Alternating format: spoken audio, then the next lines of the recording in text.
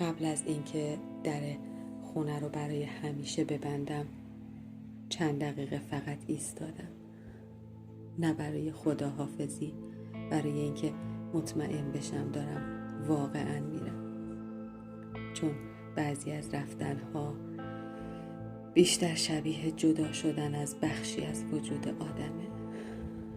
من و 2 بچه کنارم در خونه ای ایستادیم که زمانی امن‌ترین جای دنیا بود.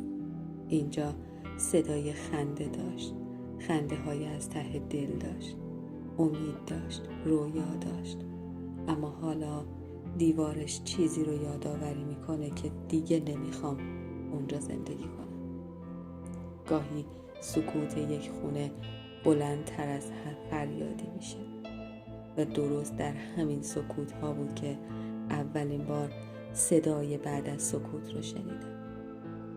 چمدون ها آماده، اما دل آدم هیچ وقت آماده نمیشه برای رفتن فقط عوض کردن آدرس نیست. رفتن یعنی پذیرفتن این حقیقت که بعضی چیزها دیگه درست نمیشن. شب‌های زیادی رو همینجا نشستم وقتی بچه‌ها خواب بودن، به آینده‌ای فکر کردم که هیچ تصوری از اون نداشتم و بارها از خودم پرسیدم اگه برم آیا واقعا از پس زندگی برمیام؟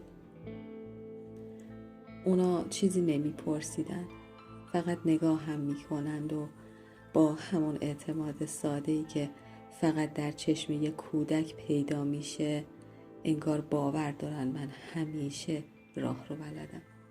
اما حقیقتی هست که هیچ وقت بلند نگفتم. گاهی قوی ترین آدما هم شبها از ترس آینده بیدار میمونند و هیچکس صدای شکستن آرامششون رو نمیشنوه. این خونه شاهد همه چیز بود. روزهای خوب، سکوتهای سنگین، اشکهایی که کسی ندید و کم کم فهمیدم موندن در جایی که آرامشت رو میگیره آهسته تر از هر زخمی آدم رو میشکنه.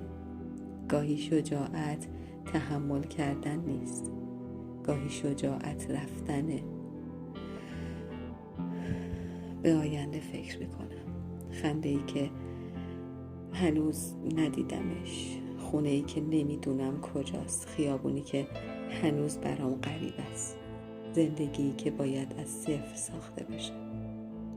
شاید سخت باشه، شاید شب‌هایی باشه که دلتنگی دوباره برگرده، اما برای اولین بار احساس میکنم میتونم دوباره نفس بکشم. شاید بعد از هر سکوت طولانی زندگی صدای تازه‌ای برای شروع داشته باشه. کلید رو در دستم میگیرم، آخرین نگاه، نه با خشم، نه با حسرت، فقط با پذیرش. این خونه بخشی از داستان من بود، اما پایان داستان من نیست. دستهای کوچیک بچه‌ها رو میگیرم و قدم اول رو برمیداریم. ترس هنوز هست، تردید هم هست، اما میان تمام این ناآرامی ها صدایی آروم درونم میگه گاهی شروع دوباره تنها راه نجاته و شاید شجاعت همین باشه. حرکت کردن حتی وقتی نمیدونی چه چیزی در انتظارته و این صدای بعد از سکوته. اگر تو هم روزی میان ماندن و رفتن قرار گرفتی، کدوم رو انتخاب کردی؟